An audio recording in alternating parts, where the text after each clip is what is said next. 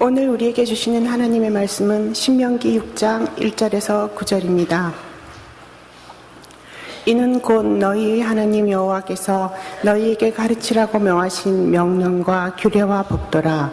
너희가 건너가서 차지할 땅에서 행할 것이니 곧 너와 내 아들과 내 손자들이 평생에 내 하나님 여호와를 경외하며 내가 너희에게 명한 그 모든 규례와 명령을 지키게 하기 위한 것이며 또 내 나를 장구하게 하기 위한 것이라. 이스라엘아, 듣고 삼가 그것을 행하라. 그리하면 내가 복을 받고 내 조상들의 하나님 여호와께서 내게 허락하심 같이 젖과 꿀이 흐르는 땅에서 내가 크게 번성하리라. 이스라엘아, 들으라. 우리 하나님 여호와는 오직 유일한 여호와이시니 너는 마음을 다하고 뜻을 다하고 힘을 다하여 내 하나님 여호와를 사랑하라. 오늘 내가 네게 명하는 이 말씀을 너는 마음에 새기고 내 자녀에게 부지런히 가르치며 집에 앉아있을 때에든지 길을 갈 때에든지 누워있을 때에든지 일어날 때에든지 이 말씀을 강론할 것이며 너는 또 그것을 내 손목에 매어 기호를 삼으며 내 미간에 붙여 표로 삼고 또 내 집 문설주와 바깥문에 기록할지니라. 이 말씀은 살아계신 하나님의 말씀입니다. 아멘. 오늘은 어머니에 대해서도 이야기를 하겠습니다만 가정의 달이라 우리의 가정에 대해서 한번 생각해 보게 되기를 원합니다. 오늘 말씀 제목을 대를 잇는 신앙이라 이렇게 잡았습니다.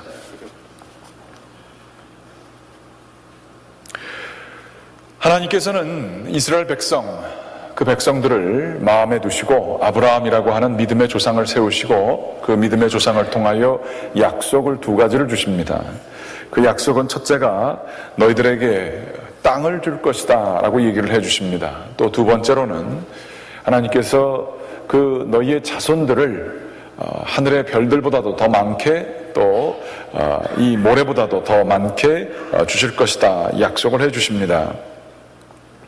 그리고는 그 약속을 이삭과 야곱과 요셉에게 이르러서 계속 반복하십니다. 그런데 그 약속이 마치 지켜지지 않는 것처럼 수백 년 동안 애굽에서 노예 생활을 하면서 사람들이 살게 됩니다. 하나님께서 그 약속을 잊어버리셨는가? 하나님께서 어떻게 이 하나님이 선택한 백성, 아브라함의 백성들을 이렇게 수백 년 동안 고생하게 하실 수 있는가? 이게 도대체 무슨 일인가 싶어 간절히 이 사람들이 그 얼핏 부모를 통해서 들었던 그 하나님에 대한 이야기를 들으며 하나님 살아계시면 저희를 구원해 주십시오. 극도의 노동과 어려움 속에서 노예처럼 살고 있는 그들은 하나님께 절규를 하게 되고 절규를 하나님께서 들으시고 하나님께서 성경 말씀에 보게 되면 그들과의 약속을 기억하셨더라 이런 말씀이 있습니다. 하나님께서 기억하시면 모든 일이 다 됩니다. 하나님께서는 그 약속을 기억하시고 그들을 모세를 통하여 인도해 내십니다. 그 당시 애굽은 최고의 제국으로서 막강한 파워를 가지고 있고 경제력을 가지고 있는 나라였었습니다. 그러나 하나님은 그 나라보다도 더 강하신 분이시기 때문에 힘없고 연약한 모세와 그 백성들을 하나님이 전적인 주도권을 가지고 해방을 시켜주시게 됩니다.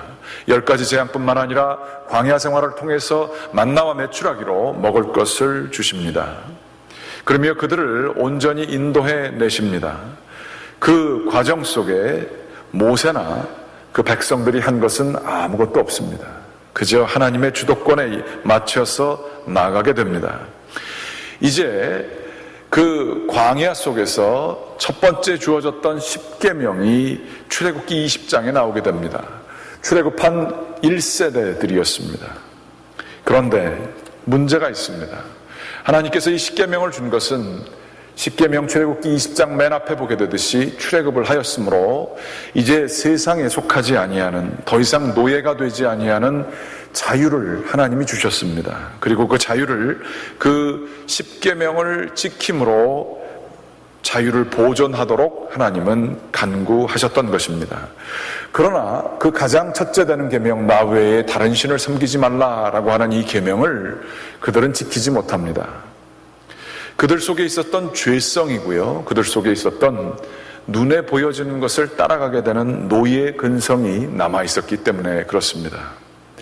먹을 것은 먹어야 되는데 먹을 것이 없는 광야 생활을 하게 될 때에 그들은 먹을 것을 보장해주는 바알신을 섬기게 됩니다. 그러면 하나님께서는 이 세대에 소망이 없음을 아시고 다음 세대를 준비하십니다. 정결하고 깨끗한 광야에서 태어난 세대를 하나님께서는 세우시고 오늘 말씀 신명기라고 하는 것은 듀트로노미라고 합니다. 다시 한번 주시는 말씀이라 하는 이야기입니다. 새로운 세대에게 새로운 말씀을 주시며 하나님께서는 그들을 자유의 백성 하나님과 결혼하여 묶여져 있는 것 같잖아요. 법이라는 관식이 우리를 못하게 하는 것 같지만, 그래서 자유를 억제하는 것 같지만 하나님은 자기와 더불어서 배타적인 관계를 가짐으로 세상의 물결에 흔들리지 아니하는 세상으로부터 자유한 하나님의 백성을 만들기를 원하셨습니다. 그래서 신명기 5장에는 오늘 말씀 이전에 5장에 다시 한번 그 십계명을 주시며 이렇게 하는 것이 너희들이 이제 땅을 받게 될 것인데 그 땅을 받기 전에 너희들이 이것을 꼭 지켜야 된다라고 말씀을 해주고 계십니다. 먼저 말씀을 보기 전에 저희들이 한번 생각해 보게 되기를 원하는 것은 노예 근성이라고 하는 것입니다. 그 근성이라고 하는 말이 의미하는 것처럼 수 세대에 일으켜 이어서 노예로 살게 되면 그 노예의 근성이 사람들 마음속에도 배기게 됩니다. 주인이 노예를 너 자유하다라고 해도 노예들을 근성이 박히게 되면 노예와 같은 비굴함이 그들에게 남아있게 되는 것입니다. 그들을 물리적인 환경에서 자유하게 하는 것은 쉽게 할 수 있지만 마음이 책임적인 자아로 나아가는 것은 쉽지 않습니다. 스탈린이라고 하는 공산주의의 가장 대표적인 권력을 누렸던 사람이 있습니다. 이 스탈린이라고 하는 사람은 수많은 사람들을 숙청하였고 몇백만에 이르는 사람들을 죽이기까지 하였습니다.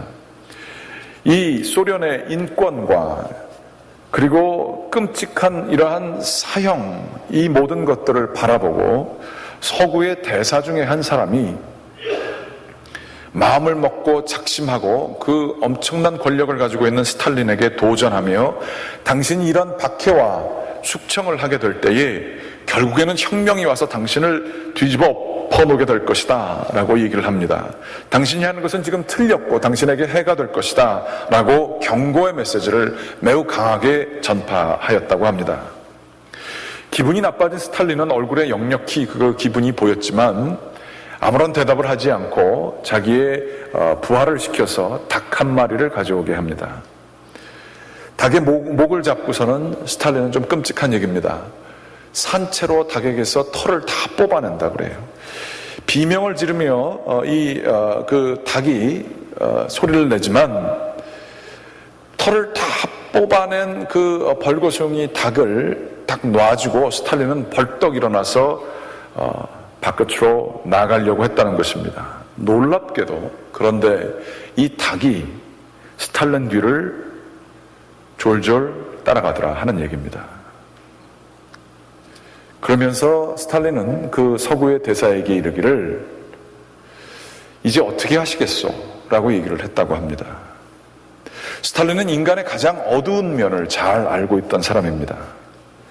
우리가 고생스럽고 우리를 아프게 하고 우리를 고생시키는 이러한 그 사회 제도, 이러한 곳에 우리들이 죽도록 죽지 못해서 사는 것처럼 이거 좀 벗어났으면 좋겠다라고 생각을 하지만 우리의 인간의 근성에는 무엇이 있느냐 하면 여기를 벗어나면 내가 어디로 갈까라고 하는 자유의지가, 인간의 고귀함이 사라지게 돼요. 그저 고생하더라도 그것을 따라가고자 하는 마음이 생기는 것이 인간의 모습입니다. 이스라엘 백성들은 히브리 백성으로 사회 억압자로서 고생을 하였고 정말로 힘들고 어려운 폭정하에서 애굽에서 노예 생활을 했었습니다.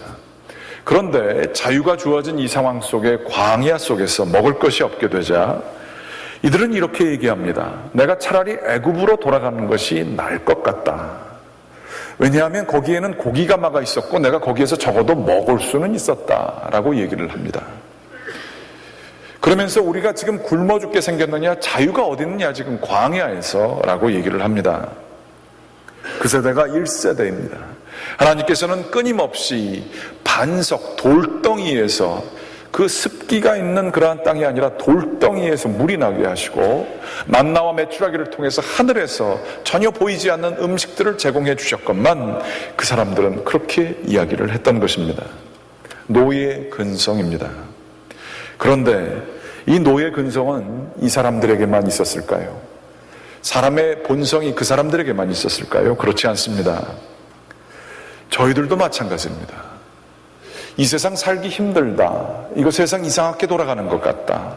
너무 이민생활 어렵다라고 하지만 우리에게 특별한 대안이 별로 없어 보입니다. 그래서 우리들은 이 삶으로 계속해서 정신없이 살아가게 됩니다. 이렇게 사는 게 인생의 전부가 아닐 텐데 싶은 생각을 가지면서도 우리는 딱히 다른 방법이 없어 이 세상의 풍조에 그저 우리들도 몸을 실어 살게 됩니다. 남들보다 조금 더 나은 노예가 되기 위해서 살아갑니다. 그래서 자녀들에게도 이렇게 얘기합니다. 너 공부 열심히 해야 돼. 너 대학을 졸업하지 못하고 공부를 잘하지 못하게 되면 사람들 무시당하게 되고 너무 힘들고 어려운 삶을 살게 돼. 그러므로 이 세상에서 너 무시당하지 않고 고생하지 않으려면 공부해야 해 라고 하며 이 노예 상태에서 조금 나은 노예 상태로 만드는 데에 우리들은 전력을 다합니다. 그리고 아이들이 조금 더 이루게 되면 그것이 성공이라고 생각하며 살아갑니다. 그리고 기도를 하지만 우리의 기도는 그 조금 더 나아진 상태로 아이들을 인도하는 데에 하나님의 도우심을 바랍니다.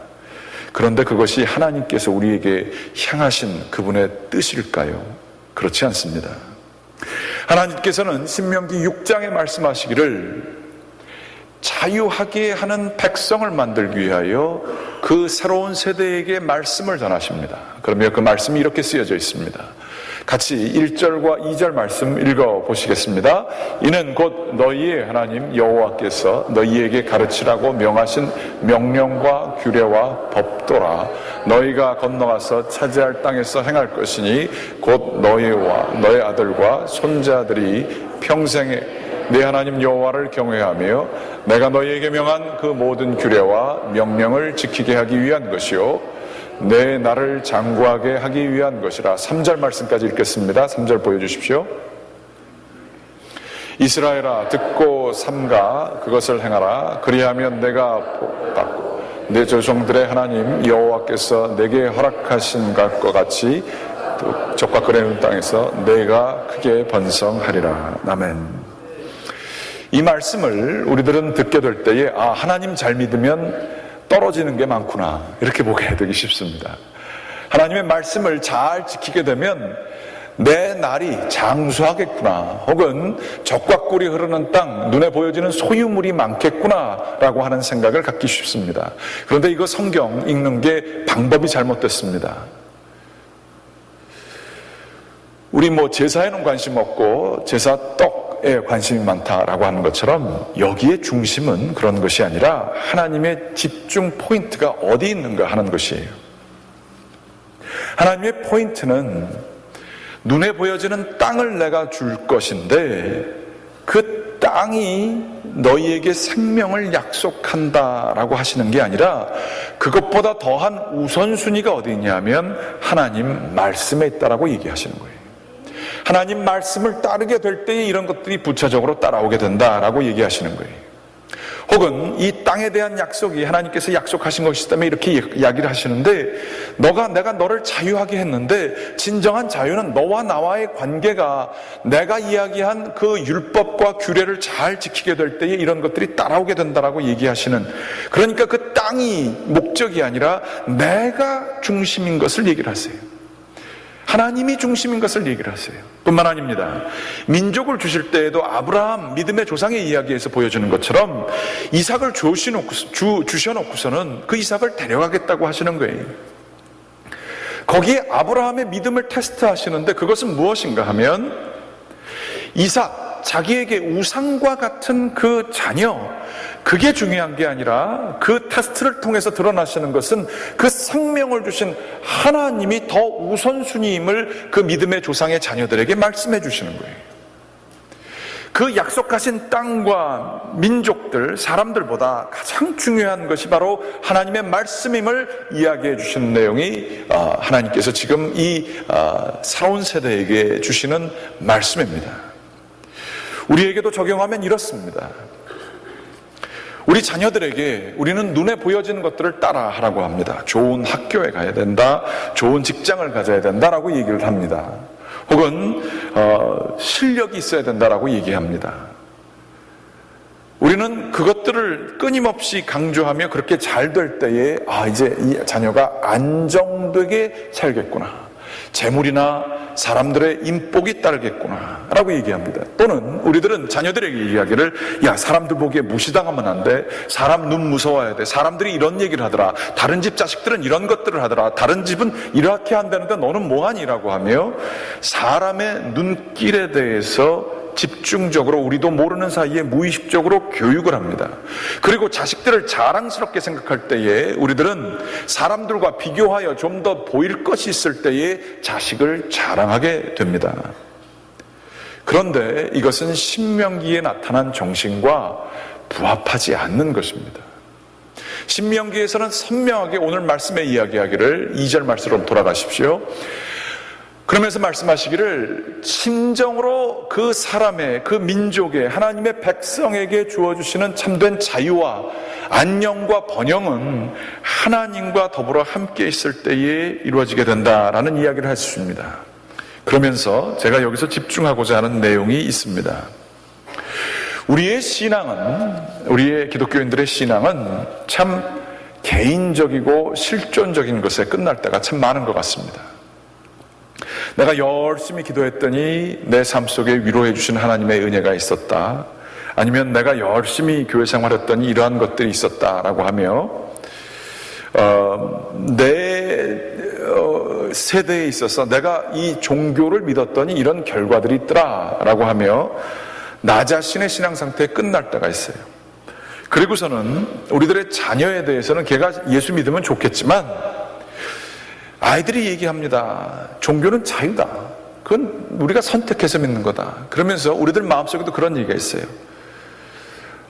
때가 되면 믿겠지, 기회가 있겠지라고 생각하며 그래도 지가 먹고 살 길 찾고 그렇게 하면 다 되겠지라고 하는 생각이 있습니다. 그러면서 다른 종교를 믿더라도 그래서 좀 바르게만 살면 그 삶이 보존되지 않겠는가라는 생각들이 있어요. 이게 종교가 우리가 선택하는 부분이라고 생각하고 자기 자신 중심적으로 생각하는 것들이 이 세상 속에 가득 차 있습니다. 내 자신의 안녕이 제일 중요합니다. 내 자신의 행복이 제일 중요합니다. 내 자신의 유익이 제일 중요합니다. 그리고 이러한 개인주의적이고 실존적인 이러한 신앙 상태는 거기서 우리 자녀들에게도 이어집니다. 너만 행복하면 돼. 요즘에 많은 사람들이 얘기하지만 너가 원하는 것을 하고 너 자신이 행복한 것을 추구할 것을 이야기를 합니다. 어떤 것을 위해서 너를 과감하게 희생하라, 헌신하라 라고 하는 얘기를 들어보기는 참 어렵습니다. 너가 원하는 것 하고 살아라 라고 얘기를 하는 이야기가 참 많이 있죠. 그러나 성경에 나타난 이 이야기들은 신앙이 결코 이렇게 개인적으로 주어진 것들 혹은 실존적인 경험에서만 일어나지 않습니다. 구약의 대부분의 이야기는 개인에게 주어진 것보다는 그 나라에게 주어지고 믿는 백성 모두에게 주어집니다. 오늘 이 말씀의 중요한 내용은 이 십계명이 주어지게 될 때에 이 말씀이 그저 한 세대에게만 너희들만 잘해 이게 아니고요. 오늘 2절 말씀에 너와 내 아들과 내 손자들이 평생의 하나님 여호와를 경외하며 라고 얘기하고 있어요. 적어도 3대 그 이외의 세대들에게 이르기까지 내가 너희 백성들의 주인이 될 것을 얘기하고 계세요. 우리들의 믿음이 상당히 단기적이고 짧은 호흡 가운데에 끝난다라고 하는 것이 이게 성서와 비교할 때에 드러나는 사실들입니다. 하나님께서는 그 백성을 만드시고 이끄실 때에 참 장기적이고 긴 안목을 가지고 세워주시는 것을 볼 수 있습니다. 한국이라고 하는 나라는 참 특별한 것 같습니다. 지난 5천년 역사 가운데에 한국이 이만한 영향력을 발휘한 적이 없습니다. 저는 개인적으로 모든 한국의 역사가들에게 정말 질문하고 싶습니다. 지난 5천년 동안 한국이라고 하는 사회가 지극히 가난하고 지극히 미신적이며 영향력이 미미하고 4년에 한 번씩 5천년 동안 끊임없이 전쟁을 피해를 당했던 나라가 한국이란 나라입니다. 그런데 어떻게 해서 우리가 살고 있는 이 짧은 세대 몇십 년 동안 5천년 동안 보여줄 수 없는 가장 큰 영향력을 행사하며 우리들이 살게 되었는가? 이 질문을 저는 꼭 하고 싶어요. 무엇이 달라졌기에 반쪽이 된 이 나라가 이렇게까지 영향력을 미칠 수 있었던가? 저는 모든 역사학자들에게 꼭 물어보고 싶어요. 저는 그 물어보는 의도가 있겠죠. 의도 가운데 제 확신은 한국 사회가 평양 대부흥운동을 시작으로 하여 외래 종교로서의 기독교가 아니라 자기 민족의 종교로 그것을 받아들이며 한국 사람들 가운데에 예전에 없었던 힘 있는 사람들, 귀족들만이 자기라고 하는 개념을 가지고 있었어요. 그저 생존하기에 바쁜 민족이 저희 민족이었어요. 그런데 이 민족들에게 하나님 앞에서 선 자로서의 모습을 기독교가 전파하게 된 거예요. 회개하게 됐어요. 눈에 보여지지 않는 것들도 하나님이라고 하는 존재가 있어서 그 눈을 인식하면서 살아가는 그 책임의식을 주었습니다. 기독교는 맨 초창기에 정말로 이 3.1운동 때에 민족을 구원할 메시지를 준 것이 바로 기독교였습니다.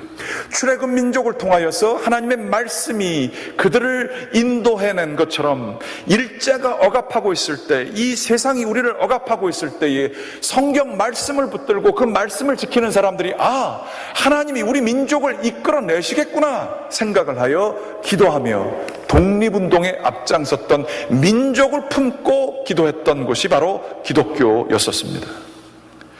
그러면서 자기의 자녀들을 정말로 하나님 앞에 바치고 그 놀라운 역사가 한국 기독교에 있게 되어서 한국 기독교는 지금 미국 다음으로 가장 그 조그마한 보잘것없는 나라에서 세계의 선교사를 두 번째로 많이 보내는 나라가 되었습니다. 저는 확신합니다. 한국이라고 하는 민족이 이만큼 오게 된 것은 그 소수 2%도 안 되는 사람들의 깨어있는 기도와 민족을 바라보는 마음이 있었기 때문이고, 지금도 한국이 이렇게 성장할 수 있는 것은 수많은 사람들이 하나님 앞에서 회개하고 기도하며 우리의 가진 재산들을 다 우리의 것으로 여기지 아니하며 수많은 사람들을 위해서 베풀고자 하는 마음이 있기 때문에 가능한 것을 믿습니다. 그런데 우리들의 신앙이 어느 순간에선가부터 과거의 조상들의 그 헌신과 희생과 눈물을 흘리며 기도하는 그 어머니들의 기도가 있었기에 자녀들이 바로 설 수가 있었어요.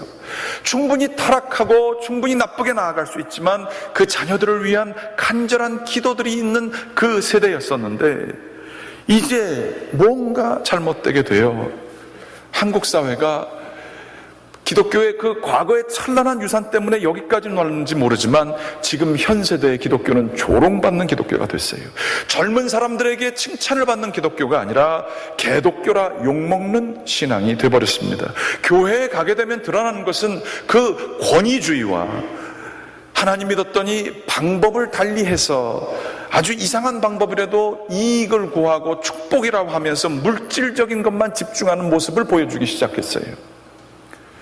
그러면서 하나님께서는 분명히 신명기에 하나님의 말씀을 지키게 되면 그 물질적인 것들은 따라온다. 먼저 그 나라와 그 의를 구하라. 그러면 그 모든 것을 너희 위에 더하시리라고 하는 그 우선순위가 지켜졌던 것이 신명기였고 우리 한국의 기독교였는데, 그것이 바뀌어서 물질적인 기독교로만 변하게 된 게 우리들의 현실인 것입니다. 그런지 몰라도 한국 사회는 OECD 국가 중에서 청년들, 어린아이들, 우리의 자녀들입니다. 한국 사회에서 있는 얘기지만 이민 사회에게도 연관이 있으리라 믿습니다. 그 OECD 국가 가운데에서 경제적인 것이나 교육적인 면에서는 상당히 높은 수준의 만족도를 보여주고 있었습니다. 그런데 주관적인 행복 지수에 있어서는 2009년서부터 지금까지 가장 불행한 그 마음을 아이들이 가지고 있다는 거예요. 아이들이 예전에는 몇십 년, 20년 제가 학교 다닐 때만 해도 대학에 가게 되면 뭐 이상을 추구하고 진리를 추구한다고 하고요, 객기를 가지고 있는 친구들이 많이 있었습니다. 무슨 뭐 그러면서 데모도 많이 하고 이상적인 그러한 마음들을 많이 품었습니다. 그것이 청년들이 해야 될 것이라고 어느 정도 용납하는 그러한 문화들도 있었습니다. 그런데 그거 아십니까?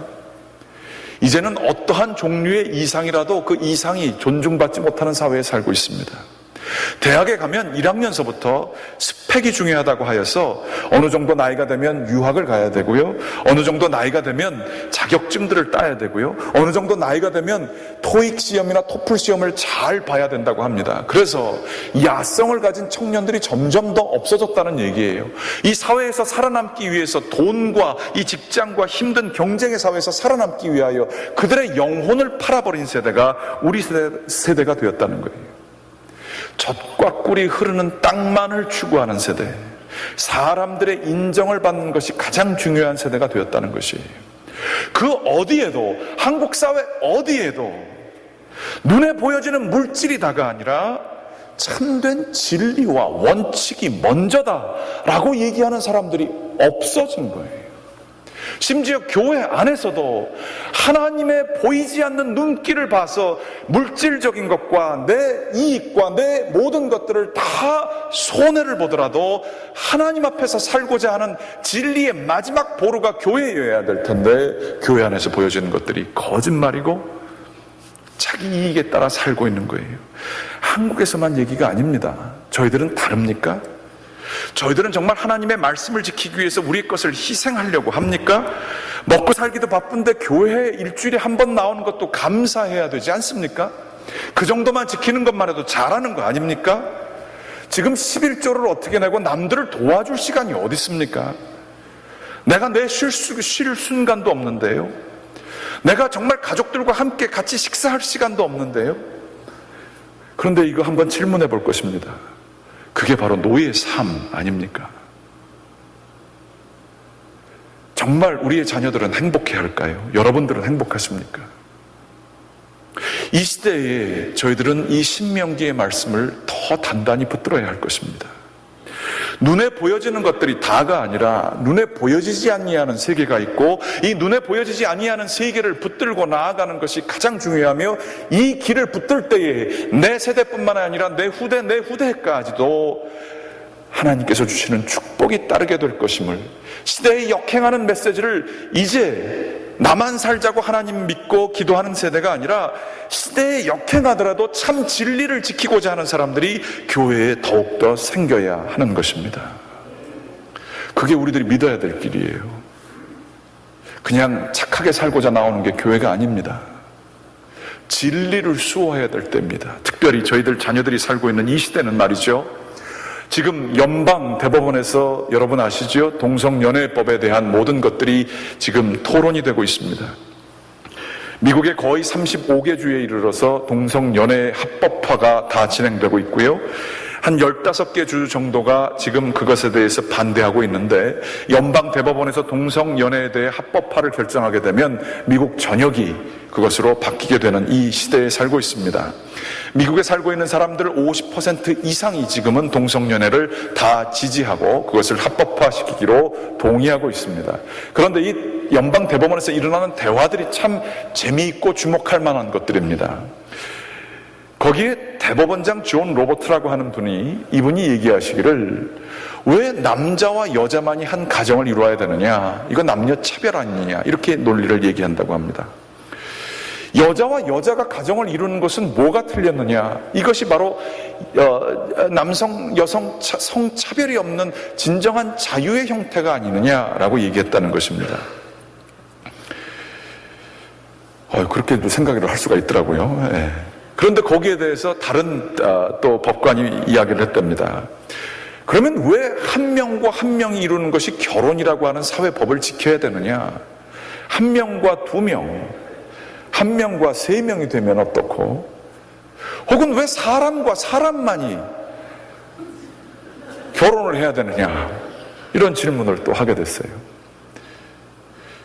그러면서 이것은 기독교에 관련된 것만이 아니라 기독교 이전에 수천 년 동안 이루어졌던 법인데, 지금의 미국의 대법원 이 몇 명의 사람이 이 수천 년 내려온 지혜보다 더 큰 것을 판단할 수 있는 자격이 없다라고 하는 얘기가 일어나게 됐습니다. 그게 한쪽 얘기예요. 그런데 다른 쪽 얘기는 아니다. 종교의 자유는 여전히 보장될 것이다. 그러면서 이 사람의 자유와 인권이 먼저 중요하지 않겠느냐. 여기서 중요한 것은 가정에 대한 정의가 지금 바뀌는 세대에 우리들이 살고 있다는 거예요. 그런데 그거 아세요? 여러분들 젊은 어린 자녀들을 키우는 분들은 아시겠지만 지금 학교에서 티네이저들이 동성연애에 대해서 반대하는 발언을 하면 왕따 당합니다. 그리고 이 세대들은 금방 자라날 것입니다. 그것뿐만이 아닙니다. 미국의 결혼 이전에 성관계를 맺는 그 관계가 88%라고 그럽니다. 그래서 이제 어떤 부모가 자녀들에게 야, 결혼하기 전에는 동거하면 안 돼, 이런 얘기를 했다가는요 완전히 구세대 취급받고요 말도 안 되는 얘기를 한다고 얘기할 것입니다. 정확히 얘기를 해보십시오. 그게 왜 안 됩니까? 같이 살아보고 검증하고선 사는 게 훨씬 더 정확하지 않겠습니까? 이 얘기 앞에 혼전, 순결 이런 것들은 지나간 기독교의 가치가 돼버리고 말았습니다. 여기서 어떻게 하시겠습니까?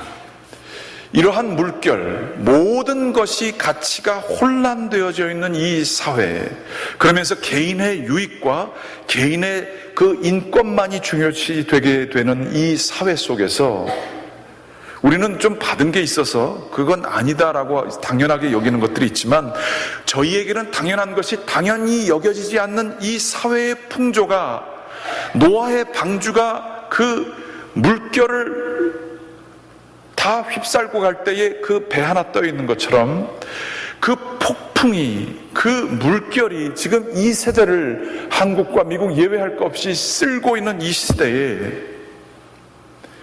우리 교회는 어떻게 해야 하겠습니까? 우리 40주년 지나면서 제가 얘기를 하나를 듣습니다. 우리 교회 이렇게 보게 되면 지붕이 참 아름답습니다. 여기에 지붕에 들어간 그 나무가 굉장히 좋은 나무라고 그래요. 그런데 이 건물을 짓게 될 때에 그 당시에 담임 목사님이셨던 김인하 목사님이 이거에 마음이 안 들으셔가지고, 지금 이게 그 목사님이 주장하셔서 이렇게 좋은 나무가 됐고 좋은 기둥이 있는 것처럼 보이는데 그 기둥이 그 알루미늄이래요. 저 안에 뚝뚝 뚫어보면 비어 있습니다. 그래서 그분이 주장하신 게 있다는 거예요.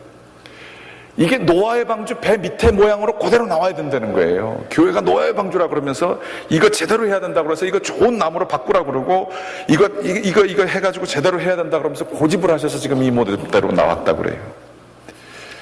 저는 믿습니다.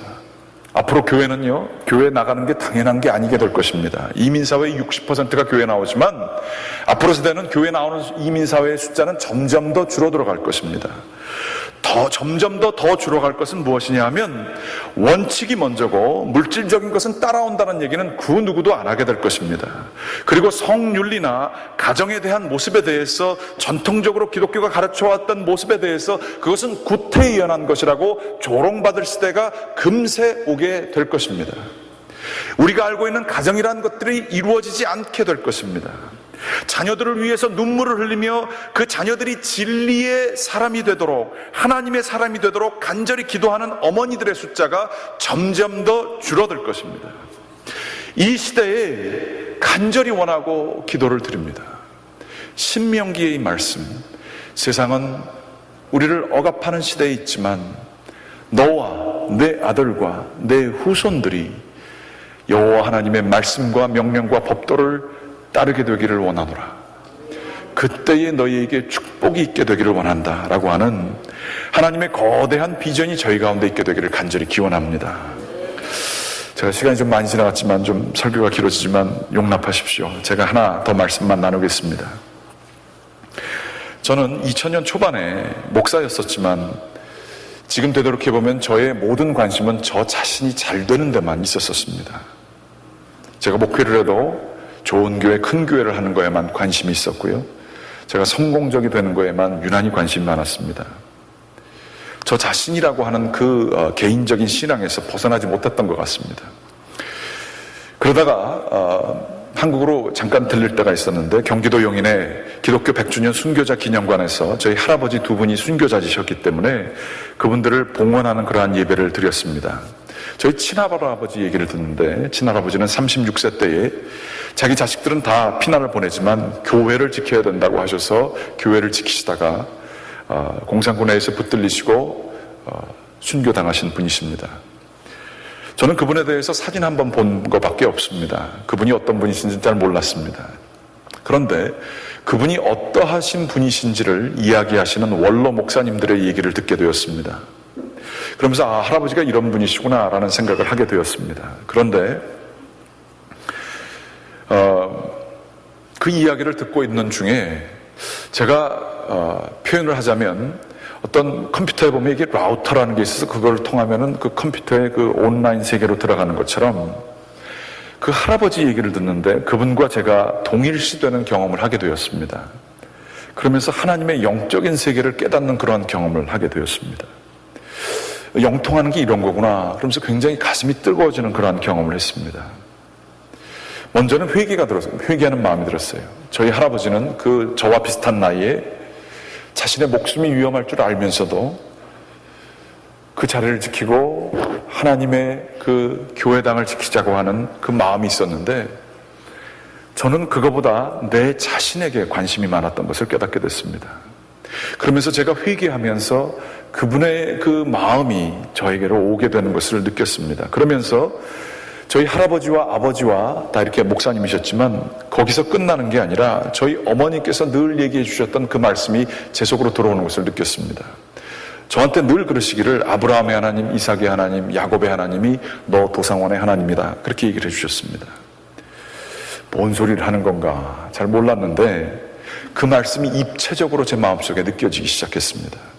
그러면서 제가 깨달은 것은 내 자신의 모습, 내가 잘 되는 거에만 집중했던 제 제한적인 그 모습이 확대돼서 하나님이 이끄시는 드라마가 크게 있고 아브라함서부터 시작한 드라마가 있고 예수님은 거기에 주연이고요. 저는 조연임을 깨닫게 됐어요. 그리고 제가 조연이 된 까닭은 저희 부모님들이 할아버지 조상들이 있어서 내가 여기 있게 됐구나. 내가 공짜가 아니구나.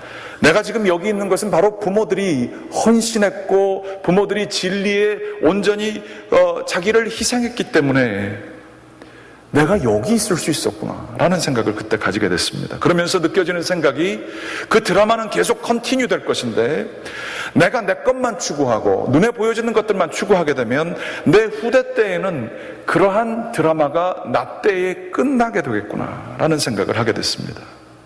그러며 이 드라마에 정말 성심성의껏 조연의 역할을 잘하게 되어서 이 후대에까지 믿음이 이어지는 데에 내 싸움이 있어야 되겠구나 생각을 하게 되었습니다.